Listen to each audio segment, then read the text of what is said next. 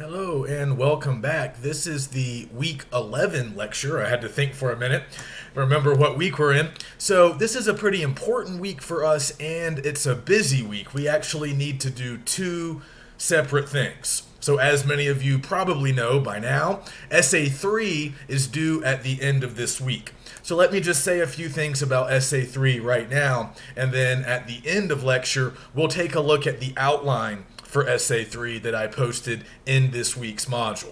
So I just want to point out and remind everybody that SA3 is different than SA1 or SA2. SA3 has more going on.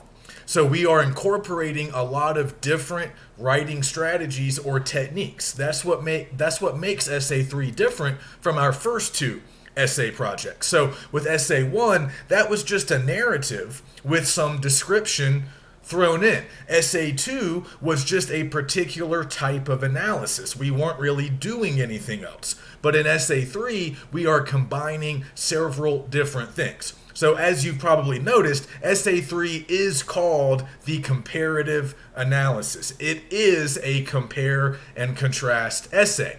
But we're also incorporating some of these other skills that we've recently learned.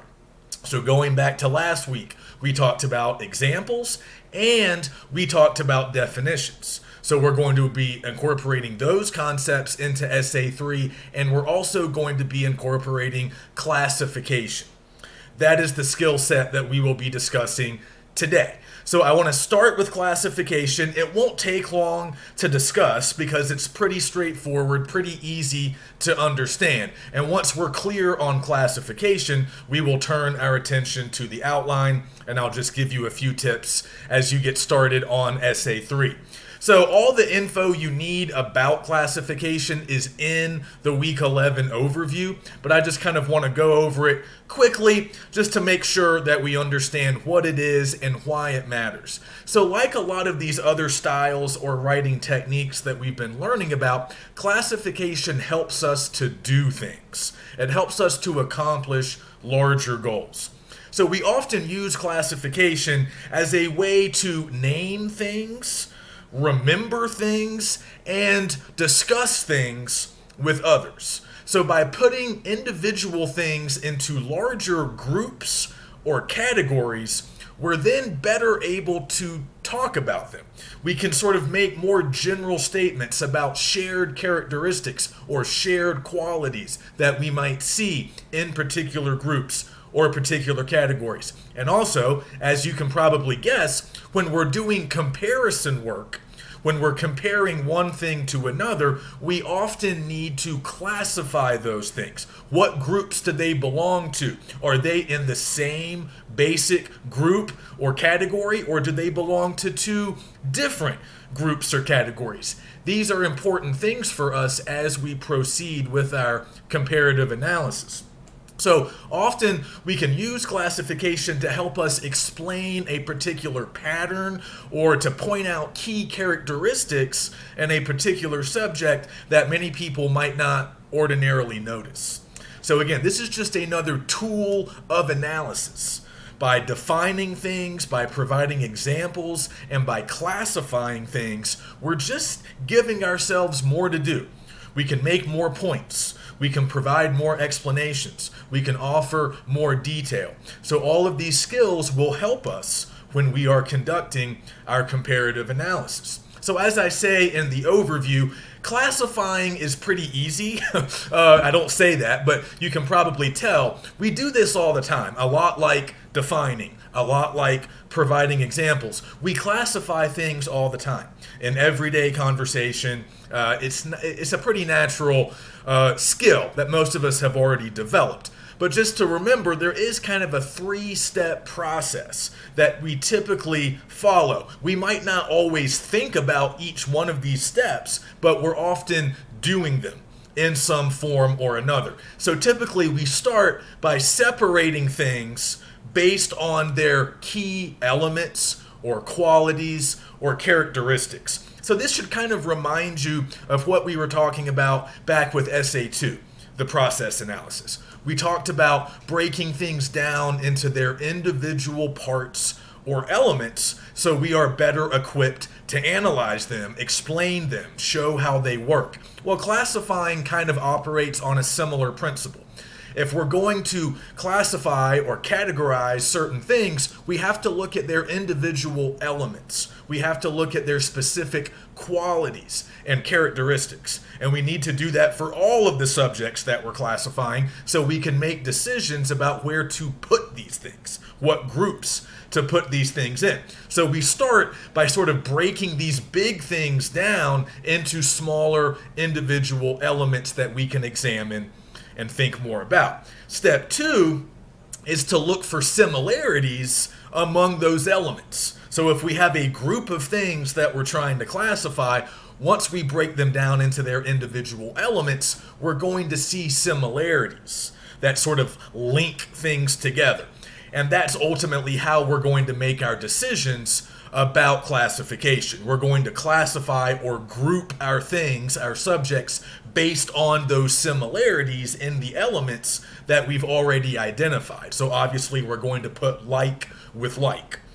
And that's kind of how we conduct this type of work. So as I mentioned, just very quickly, there are kind of two ways you can go with classification. We have what is known as binary, or a two-part classification on one hand, and then your other option is what we call a complex classification. And the names pretty much say it all. With a two-part classification, you're basically just working with two groups or two categories. And this is often kind of a simplistic, not that that's a bad thing, but this is often kind of a simplistic classification. So we have good neighbors versus bad neighbors, constructive behavior, destructive behavior. Two groups, two categories, and they are sort of diametrically opposed, or they are just obviously different. And that's a pretty easy classification to conduct and understand. But as we know, not everything in life is simple, and not everything can be broken down into a binary or into a sort of two-part system.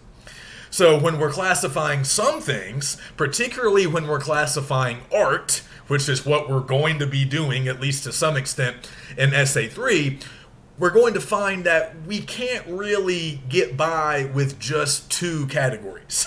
We're going to need many categories, many different groups.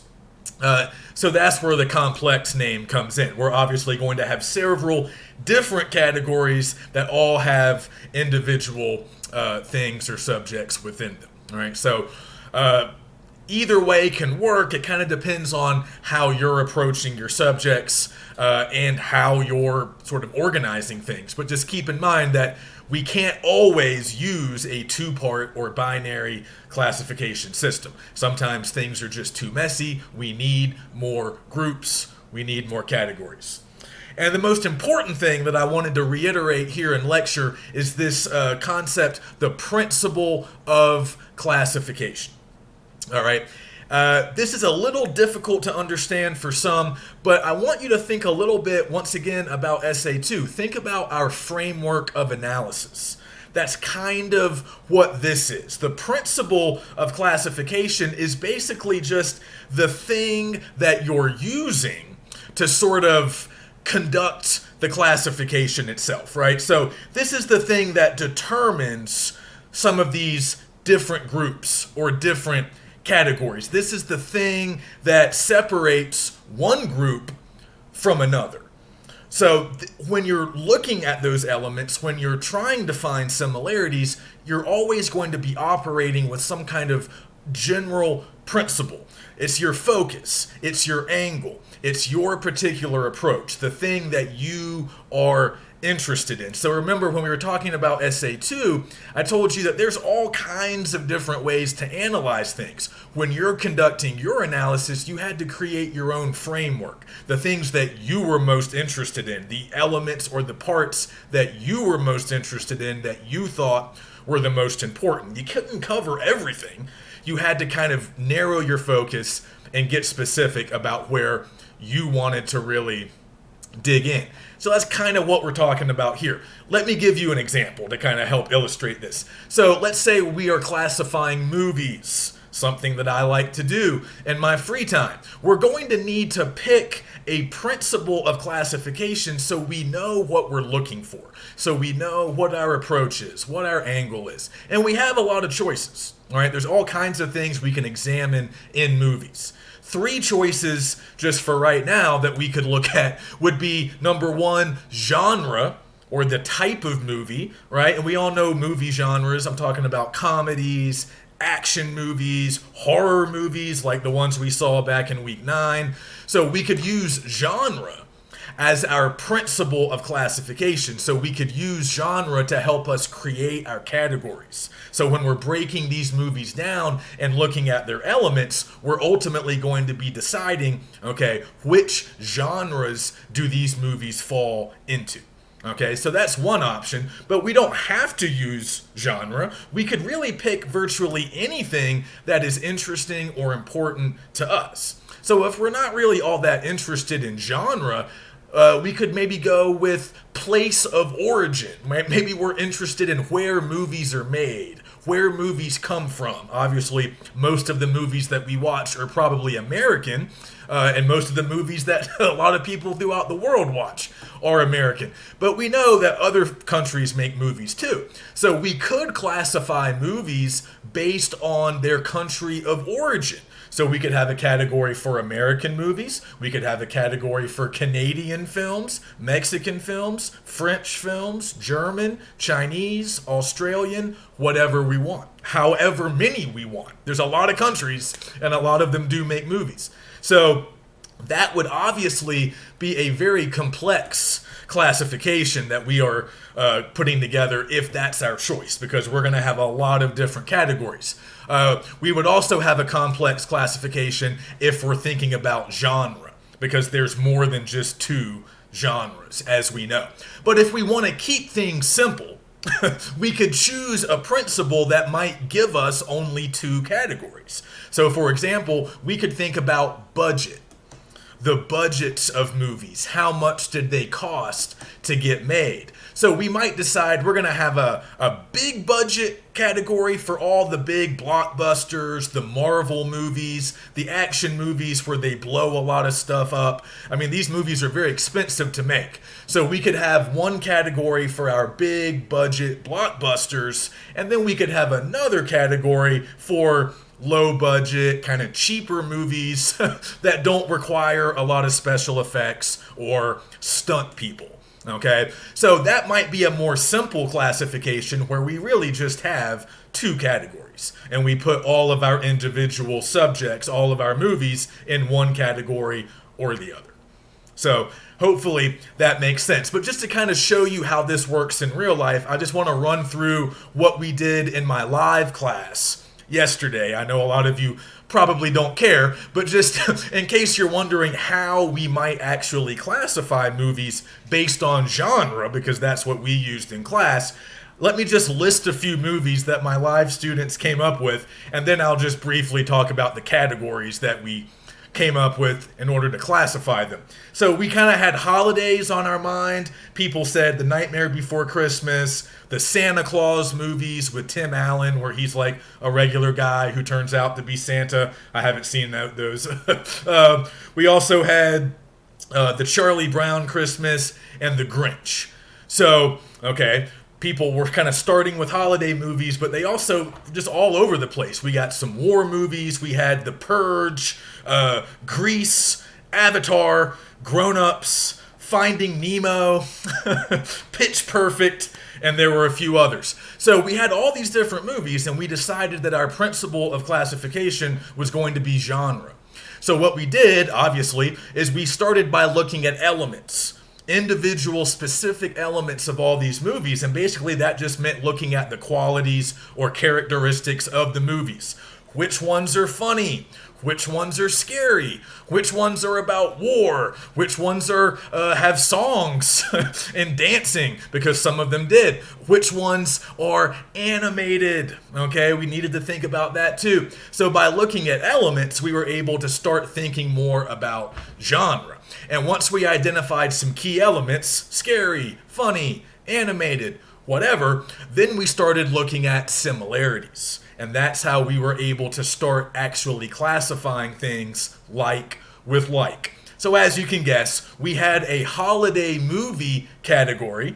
We also had a musical category with Grease and Pitch Perfect in there. We might have had another one for musicals, I can't remember. But we had at least 2 musicals. We had a couple of comedies, so we had to have a comedy category. We had we had 2 horror movies, so we had to have a horror movie category.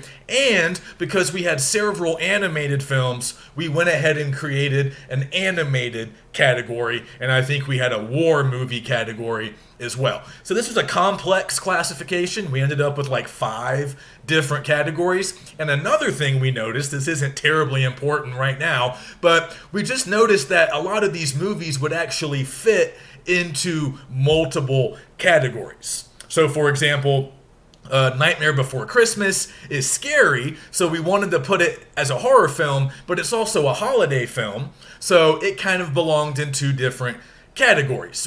People said Pitch Perfect was a musical, but it's also a comedy, so we kind of put it in both categories, so whatever. I mean, we get it. And we only had one. We had Avatar as kind of the outlier. We couldn't find a natural place for Avatar because we didn't have an action movie category.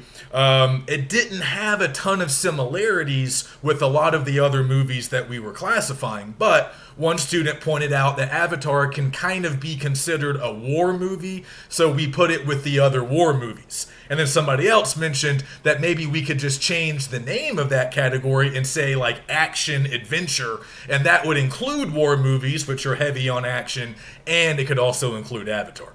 So you see, you can kind of have fun with this because it's up to you which categories you construct and how you're going to place things into those categories. So you can kind of have fun with it and do your own thing, but that's kind of how the process works, right? We had to have a principle of classification in mind. And for us, obviously, it was genre, and then we just followed that 3-step process. We broke them down, we looked at those individual qualities, and then we were able to start grouping them based on similarities in those qualities. Not very difficult, but kind of fun. So that's it for classification. If you have any questions, let me know. And again, once again, all of this info is available in the module. Also in the module, you'll notice an outline that I've already posted, and I want you guys to check it out and use it as a guide as you start working on Essay 3. So just a quick sort of disclaimer or note. I use those horror movie clips that we watched back in week 9, just because I assumed that we all watched them, and it was just an easy way for me to demonstrate how to structure this particular essay. But let me be clear, you guys don't need to use those clips, and you're free to make your own selection when it comes to subjects. So as I mentioned in the module, 2 movies, 2 shows, 2 books, and really I'm pushing for kind of an art or narrative angle here because I just think it's easier to work with narratives. It's easy to work with popular art forms. So we can kind of expand our choices a little bit beyond just movies, shows, and books. I know we have some gamers. If we have 2 video games that we want to compare, I've found that works. I've had students do that before. You can suggest some other things to me. I think I had a few other ideas, but I'm blanking on them now. But typically we want to stick to narrative works of art just because they work well for this assignment. But if you want to think a little outside the box, maybe just shoot me an email with your potential subjects and I'll let you know if I think they might work. If you guys want to think about remakes, that's a common approach. You might take an original, because we have so many movie remakes now, it's really kind of ridiculous. You could take an original film and compare it to the recent remake. I've seen that done before. That can work. So you have a lot of freedom here. I want you to pick stuff that you like. I want you to pick stuff that you're interested in, and I want us to try to have some fun here as long as we're including everything that we need. So once again, I'm using these horror movies, but that's not what I don't expect you guys to use those unless you just really dig them, you really like The Conjuring, and you really like Nosferatu. I mean, you're free to use them, but I really want you guys to make your own choices. So what I want you to look at in my outline is not necessarily about the movies I've selected, it's about my structure. It's about what I'm including in each paragraph. So if you could open up that file, let's just kind of run through it quickly, because again, we're doing a lot of different things in Essay 3. All right, so we kind of need to really plan and get organized. So starting with the introduction, not rocket science here, you need to introduce your subjects, both of them. Everybody will have 2 subjects because we are obviously comparing them. So you need to give us titles, okay? And if you want to include the names of authors or directors, showrunners, if that matters, it might not matter, but you need to make that decision. If you want to refer to the creators of the art, and again, with movies, that usually means a director. With a book or a poem or a short story, that typically means the author. And with shows, we often use the term showrunner to refer to the kind of person in charge of the show, the kind of most important creative person. They might not write every episode, but the show was kind of like their idea, basically. So you can refer to individuals, but you don't have to. At the very least, you just need to give us the titles of your subjects. And then there might be some background info that you need to provide, date of release, when did it come out, is it popular? Do people like it? Whatever. I mean, make your own choices. But what I really want you to do in the intro, after you've introduced your subjects, I want to see that you have a good handle on definition and classification. So the intro is really where you're going to do some of that work.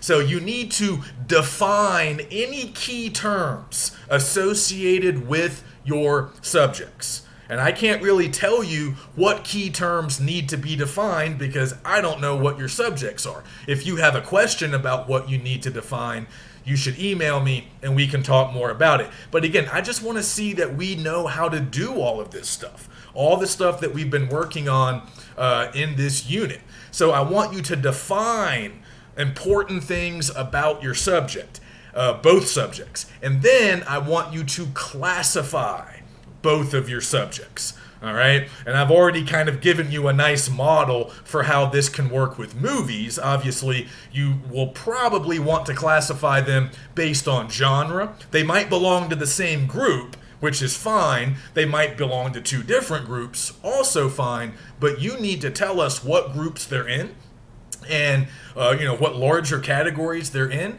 and you need to just kind of walk us through those categories. What do we need to know about those categories? What does your audience need from you when it comes to understanding these subjects, understanding what they mean, how they might be classified, and what is their relationship to one another? Are they 2 horror films that belong in the same category? Both came from America, both released within a few years. I mean, that's fine, but you need to kind of walk us through all of that and say, yeah, these are pretty similar, but I'm going to talk about the importance of those similarities, or I'm going to talk about some differences that we might not have noticed. All right?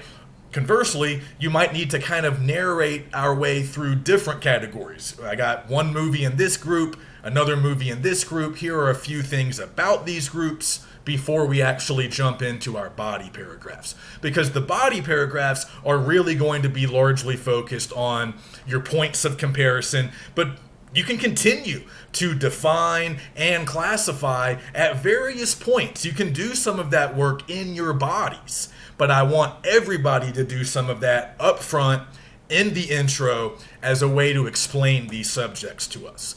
And before we leave the intro paragraph, don't forget about your thesis. We need strong, clear thesis statements in Essay 3. And remember kind of what our purpose is here. What are we driving for? What are we trying to accomplish? Remember, all of these tools, comparison, examples, definition, classification, all of these tools are helping us to make arguments.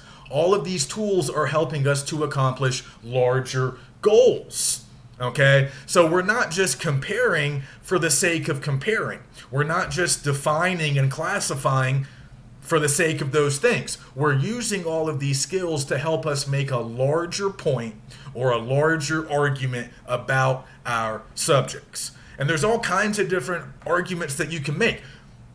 Subject A is better than subject B. Subject A is more important culturally, historically, whatever, than subject B, and of course show us why. Or maybe you want to focus on key similarities between your subjects and what those similarities mean.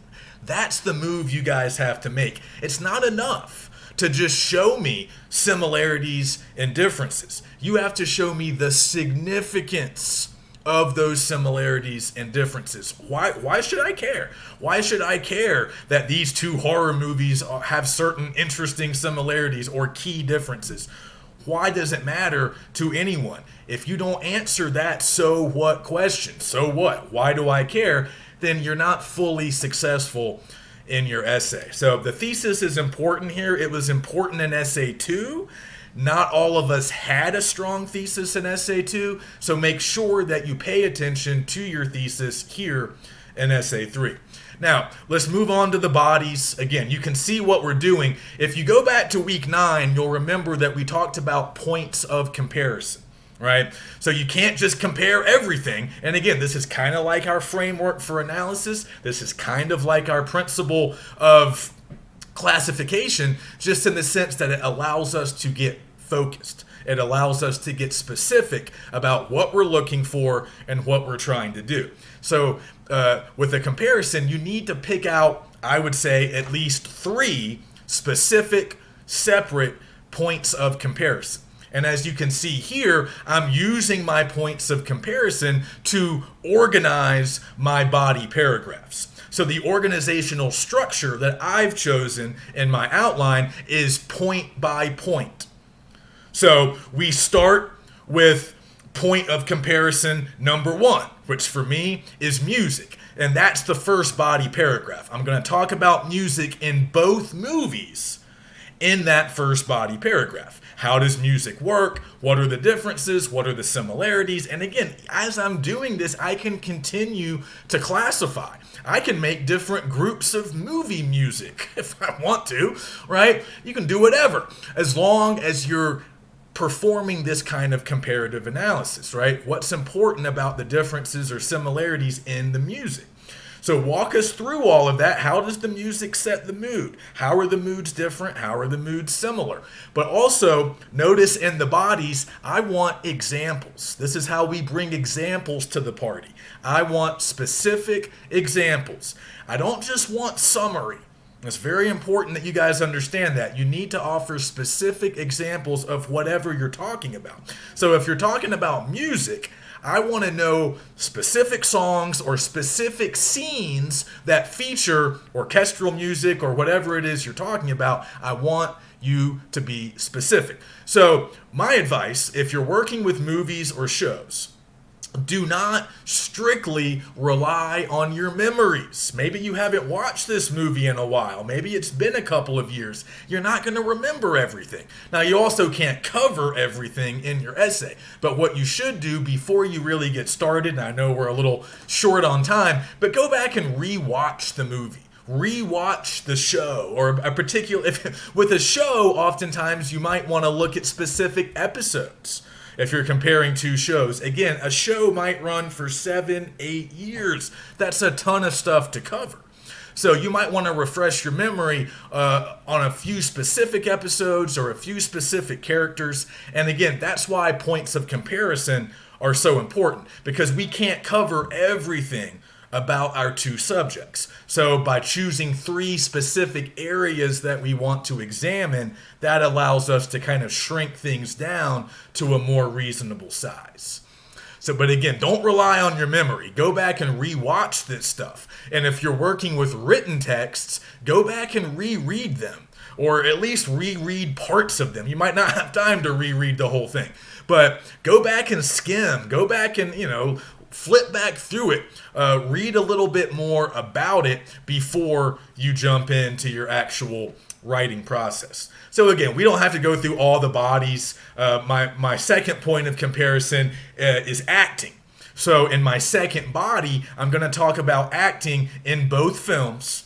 I'm going to talk about similarities, differences, why they matter. I can keep on defining, I can keep on classifying, but you better, whoever we're talking about, make sure to provide examples in all of your body paragraphs for each point of comparison that you're covering, whether you're using a point-by-point structure like I am, or if you want to use a subject-by-subject structure, where, for example, here, I would talk about Nosferatu first, and I would cover all 3 points of comparison in relation to Nosferatu, and that would take multiple paragraphs, and then I would move on to The Conjuring, and I would cover those same points in relation to The Conjuring. I just prefer point by point myself, but it's totally up to you.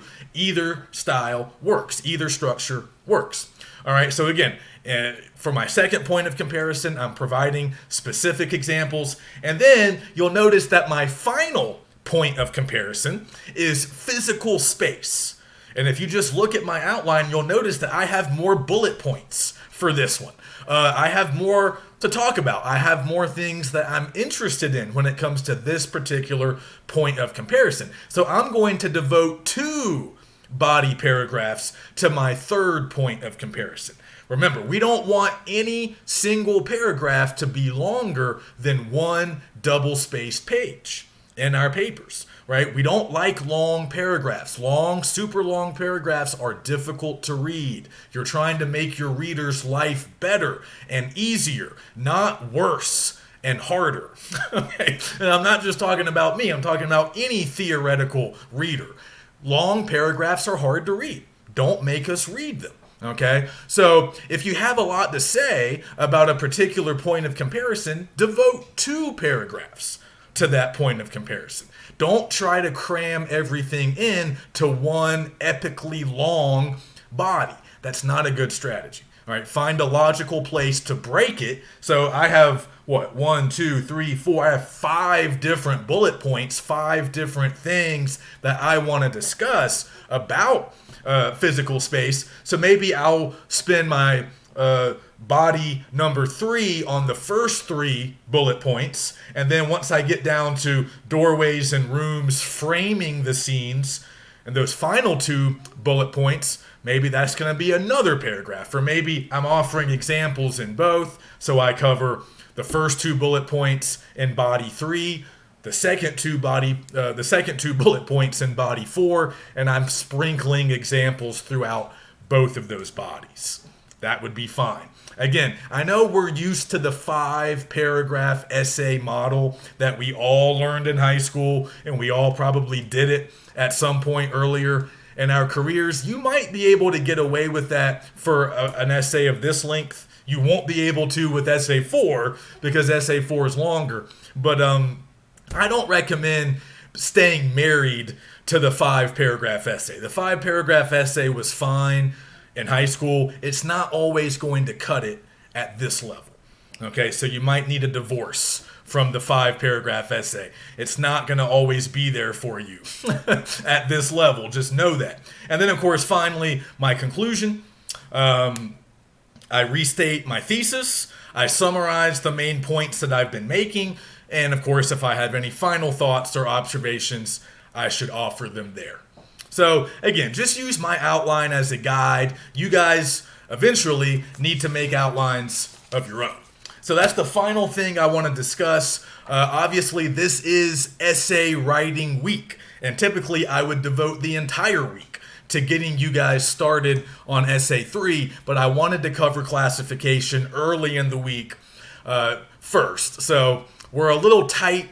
It's a little tighter than it was with essay 1 or 2, but I think we'll be all right. And I reposted all of the writing process steps that we've gone over multiple times earlier in the semester. I reposted them all to the week 11 module, And I want you guys to start, as always, with those early pre-writing activities, the idea generation stuff, brainstorm, free write, cluster, just get some ideas down on paper. Obviously, you need to choose your two subjects. That might be the first thing you need to do. And like I said, leave a little bit of time here early in the week to rewatch a little bit or reread a little bit so you can refamiliarize yourselves with these subjects. Once you've done some of that early stuff, move on to thesis drafting. And again, we can't neglect the thesis with this assignment. So spend some time kind of drafting some early versions of your thesis. What argument are you going to make about these two subjects? Okay, you're not going to get it phrased exactly how you want it right away, but go ahead and start working on it. Get a draft of your thesis written down, and then you can go back later in the week and play around with it some more. And of course, the next step after we've created at least a rough draft of our thesis, the next step is organizing. And that means first and foremost outlining, and I would like your outline to look at least a little bit like mine. Again, you gotta have specific points of comparison, no matter what you're doing. And you need to include everything that I've included in the outline. Again, your subjects will be different. Your organizational structure might be different, but you should have points of comparison and you should have space for classification, definition, and example. All right. So make your own outlines, but use mine to help. And also make a schedule. I know we're already into the week, but it's only Tuesday. I know we all watch these videos immediately upon their arrival on YouTube. So I'm sure we're all watching this on Tuesday night. Figure out when you have some time to work later in the week. That's always a good idea. And block out some time for drafting. That should come a little later. After you have an outline, you can start working on the rough draft and then leave some time over the weekend to do post-writing. That means revising and editing. And I just got to be honest, some of you are really neglecting the post-writing. A lot of you have too many errors, too many sentence-level issues in your papers. And just keep in mind, I'm correcting those for you. I don't know if we all just jump straight to the grade book when an essay has been graded, but you guys need to go back into the actual assignment itself. So I'm grading essay 2 right now. Some of you have already received grades. Some of you, it's going to take me a few more days.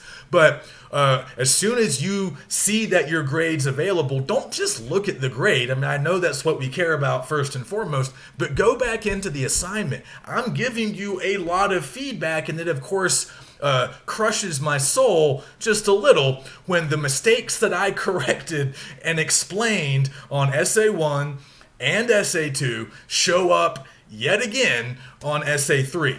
Part of writing is improving and eliminating the problems that we had earlier. Right? This is growth. This is development. We're not going to stay the same. Most of us should not stay the same. We're trying to progress. We're trying to improve in certain areas, and we all have different things to kind of focus on. So if I'm correcting mistakes and offering you feedback, you need to read that stuff. And remember, there are 2 levels of my feedback on these papers. So on your draft, if you're actually submitting properly, if you're submitting Word docs or PDFs, I am making corrections and comments on the documents themselves. And I also write what we call summation comments in the little box to the right of the paper. So there's 2 levels. There are corrections and kind of little comments, and then there are the sort of more in-depth, longer comments. Please look at both. And if you have questions, ask me. I'm happy to help. All right. But let's make sure that we're following our steps. Leave yourself enough time to get everything done. If you need an extension, let's talk. And if you want me to take a look at your rough draft, as always, I'm happy to do it. But I need to have your rough draft by 5 p.m. on Friday. All right? So I'm tired. I'm going to sign off. If you guys have any questions, let me know. Good luck with Essay 3, and I will see you next week.